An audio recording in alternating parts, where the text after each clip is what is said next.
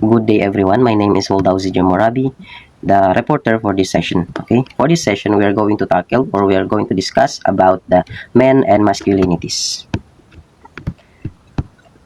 Okay, we are going to start with the introduction. Okay, research on manhood and masculinities started in the 1970s, focusing on work, family, and life. So, sinasabi dito, yung start po sa manhood and masculinities research started in the 1970s. Nagsimula siya no 1970s, focusing on work, family life, and violence.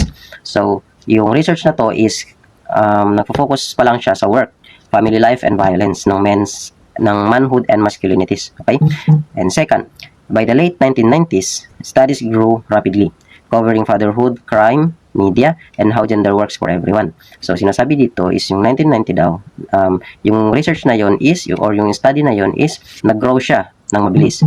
At nagko-cover na to siya ng fatherhood, crime, media, and how gender works for everyone. The third one is, in 1996, 93% of the top government positions worldwide were held by men, showing men still hold the most power. So, noong 1996 daw, 93% of top government position worldwide is namamahala sa kanya is yung mga lalaki. Okay? Pinapakita nito dito, that time na yung lalaki daw is nag-hold pa rin ng power. So, last but not the least, old belief. Men are naturally tough and emotional, called essentialism, now proven wrong. These traits are learned, not born. So, dati daw na paniniwala, yung mga lalaki daw is natural na sa kanila yung pagiging tough and emotional, or kaya tawag sa kanila is essentialism. Now, yung study na yon is, sinasabi ngayon, generation is mali daw yun. Dahil daw yung mga traits na yon are learned, not born. Natututunan daw ng lalaki yung pagiging tough niya at unemotional niya. Hindi po yun na kasama sa kanila pag pinanganak sila. Okay, yan yung sabi dito.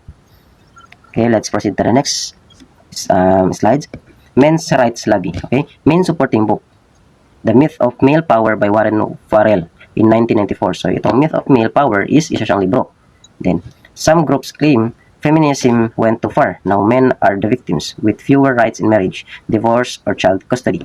So, sabi dito, yung mga feminism daw, yung mga babae daw is lumalawak na sila. And yung mga lalaki is nagiging biktima ng yung naging biktima yung mga lalaki at nawawalan ng rights yung mga lalaki sa marriage, sa divorce, or kaya sa child custody. Okay, important counterpoint, most research still shows men hold most power in society, business, and politics. Gender equality means fairness, not loss of rights. So, tandaan po natin na makaramihan pa rin sa mga research ay nagpapakita yung mga lalaki daw is more power in society. Pagdating sa society, or pagdating sa mga business, politics, or gender or politics, is lalaki pa rin yung powerful. Okay? Gender equality means fairness, not loss of rights. So, dapat daw pinapatupad natin yung gender equality. Dahil daw po ito ay nangangahulugan na ito ay fairness. Okay, fair. Hindi po to loss of rights. Tandaan po natin yan. Proceed po tayo sa third slides. So, multiple masculinity. There is no single correct way to be a man. Ideas change across time, place, and groups. Let's proceed to the next slides. Okay, number 1, multiple masculinity. There is no single correct way to be a man. Ideas change across time, place, and groups. Some cultures honored soldier and see violence as manly. Others see it as shameful. So, karamihan, ibang some cultures daw po, ino-honor nila yung soldiers bilang lalaki. Pag soldier yan, lalaki siya. Or man siya. Okay? Or masculinity siya. See violence as a manly. Okay, dito na. Pag violence daw, lalaki siya. Others see is a shameful. At yung iba naman, tingin sa kanila is nakakahiya. Some link masculinity only to being straight. Others accept same-sex relationship as normal for men. Yung iba naman po, tinatanggap nila yung masculinity is dapat straight lang. Pag straight yung lalaki, masculinity na siya. Lalaki siya. Others accept same-sex relationship as normal for men. Yung iba naman, accept naman nila yung same-sex relationship. At tingin pa rin nila is normal men. Ganun lang po. Being manly is different for rich versus poor. Working class versus middle class or different ethnic groups. Okay? Sabi dito, yung under siya sa multiple masculinity, being manly is different for rich versus poor. And then, working class versus middle class or different ethnic groups. Okay, let us proceed to the next slides. Hierarchy and hegemony. Masculinities are ranked from most respected to least respected. Okay, so yung masculinity daw is nagra-rank siya from most to least respected. Okay, so basahin natin yung isa, yung number 1, hegemonic masculinity. Top ideal, strong, independent, provider, heterosexual, emotional control, gives men privilege over women and other men. Okay, ito yung hegemonic masculinity, top ideal to siya. Sabi dito, pag top ideal na lalaki is strong siya, independent siya, provider siya, heterosexual siya, emotionally controlled, tawag sa kanila is hegemonic masculinity. Tandaan po natin yan, ha. Dito po natin mabibase kung isa po ba tayo sa hegemonic masculinity.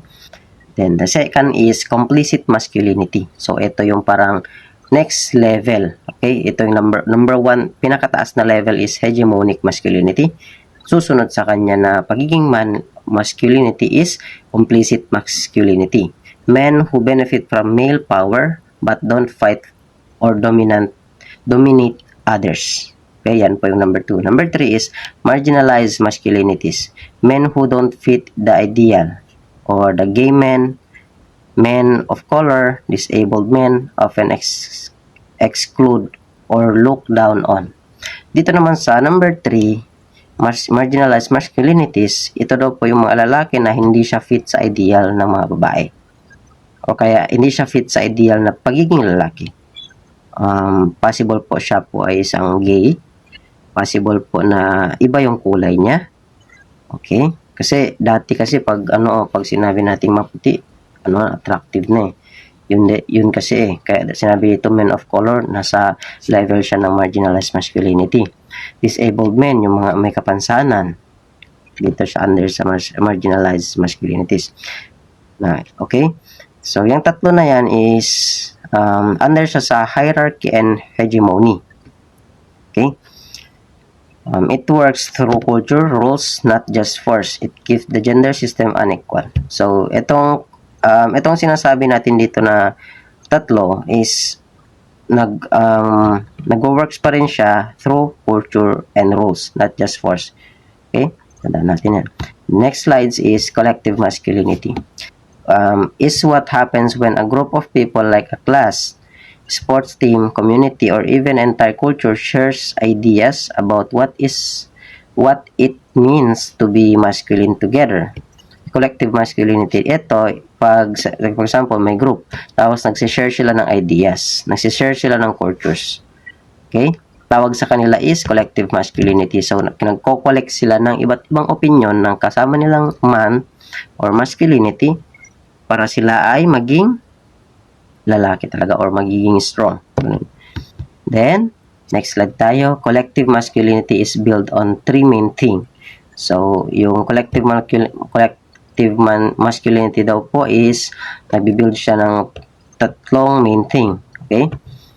Basahin natin. Shared ideas of masculinity held by groups, family, and friends. Okay, ito na yun siya. Shared rules. The first is shared rules, group identity, and the last one is rewards. Okay, basahin natin share rules and spoken guidelines. Example, men provide for the family, men don't cry. Itong mga sayings na to is under sa shared rules. Pag yung malalaki is nagsasabi siya sa isang lalaki na yung lalaki daw is dapat mag-provide sa family niya at yung lalaki daw na dapat hindi umiiyak, under siya sa shared rules. Okay, group identity, being a part of the group means following these rules. So pag kabilang ka sa grupo na yan, tas pinalaw mo yung rules, tawag sa iyo is group identity. Okay, rewards, pag sinabi natin rewards, belonging, respect, acceptance. Breaking rules may lead to teasing or being left out. Okay? Healthy group change these roles over time to be fairer and kinder. Okay, next slide tayo. Family formation, fathering, caregiving, and domestic roles. Domestic roles. Old view. Men, only money earners. Women, only caregivers. Now findings, or now new view, kumbaga, educated men are far more likely to help at home, care for children, cook, or clean. Okay? Understood naman, di ba? Dati daw po, yung mga man is earning money lang sila. And then, yung mga babae naman is caregivers, sa bahay lang sila. And then, new findings, educated men are far more likely to help at home. So, ngayon daw, yung new findings, being a man daw is dapat educated ka. And, gustong-gusto mo talaga na tumulong sa gawaing bahay. At mag-alaga sa anak, pwede ka rin magluto or maglinis. Fatherhood is no longer just about income. It means guiding, teaching, and being emotionally present. So, yung fatherhood daw is hindi na siya naka-stick sa income lamang. Okay? Fatherhood na ngayon is guiding, teaching, and being emotionally present. Tawag sa kanila, fatherhood. So, pag may kilala kang ganito, na kaya niya mag-guide, kaya niya mag-teach, at kaya niya ibigay yung emotionally present niya para sa anak niya, at kaya niya may income siya, fatherhood tawag dun. Controlling also means taking kids to schools, activities, supporting daily life, and sharing work. Okay? Contributing also means, pag contributing ka sa family mo, ito yung parang hinahatid mo yung anak mo sa schools or may mga activities sila, hinahatid mo yung anak mo, supporting daily life, nagsusupport ka sa daily life or sa mga goals nila everyday, sharing work, sinashare mo kung ano yung mga ginagawa mo para alam ng mga anak mo. This is part of caring masculinity. Great for families and relationship. Tandaan nyo yan.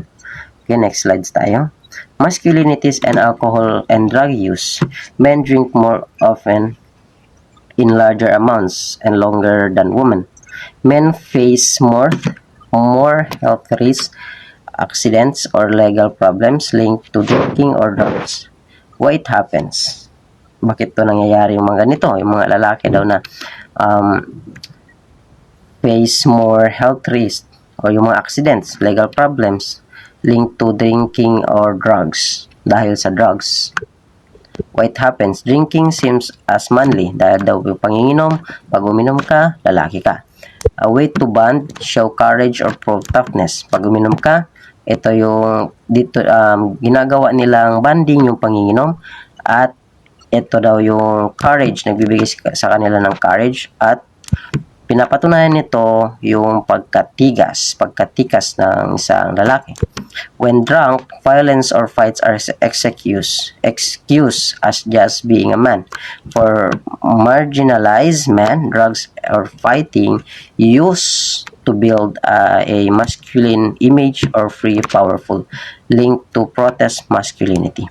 Next slides tayo. Types of masculinity. Detailed, hegemonic masculinity, dominant standard, defined by strength, success, control, and no feminine traits, maintain men's power and privilege. So, second is protest masculinity, found in poor or poorless groups, use toughness, aggression to fake power, root in insecurity, acting strong because you feel weak.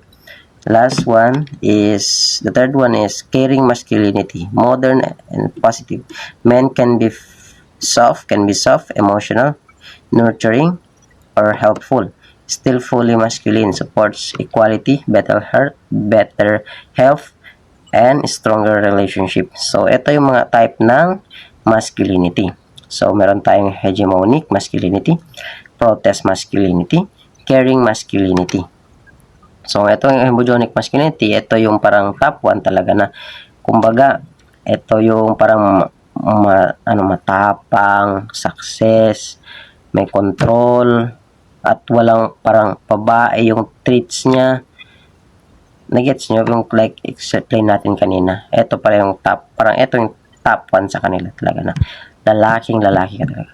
So, protest masculinity, ito na yung mga walang parang hindi kilala, hindi siya matibay, tapos yung power niya daw is parang yung kakayanan niya is parang fake, root in insecurity. Pag maraming insecurity, tawag sa kanya is protest masculinity. Caring masculinity, ito naman yung modern or positive. Men can be soft. Pag soft yung lalaki, emotional, nurturing, or helpful, tawag sa kanila is caring masculinity. Nagke-care. Okay? Pag nagke-care yung lalaki, parang ginagawa niya para siyang babae, nagke-care siya, tawag sa kanya caring masculinity. So, summary ng topic natin today is masculinity is shaped by society, not just biology. It changed over time. Diba? Natandaan natin yung lalaki daw, yung pagiging masculinity is binubuo siya ng society or experiences. Not just biology. Hindi dahil sa pagiging lalaki na talaga. Hindi. Pagkaanak, lalaki siya. So, na siya, matibay na siya, powerful na siya. Hindi. Binibuild po yan. Okay? There are three main forms. Hegemonic, dominant, hegemonic, it is a dominant and powerful. Protest, para siya, yung protest po is aggressive from insecurity. Caring, ito yung caring is siya, kind, equal, and healthy. Old ideas of masculinity change harm, poor health, violence, distant relationship. Caring masculinity is the future better for men, women, other, and society. So that could be all for today. I hope you learned something. Thank you everyone for watching my video. Bye bye.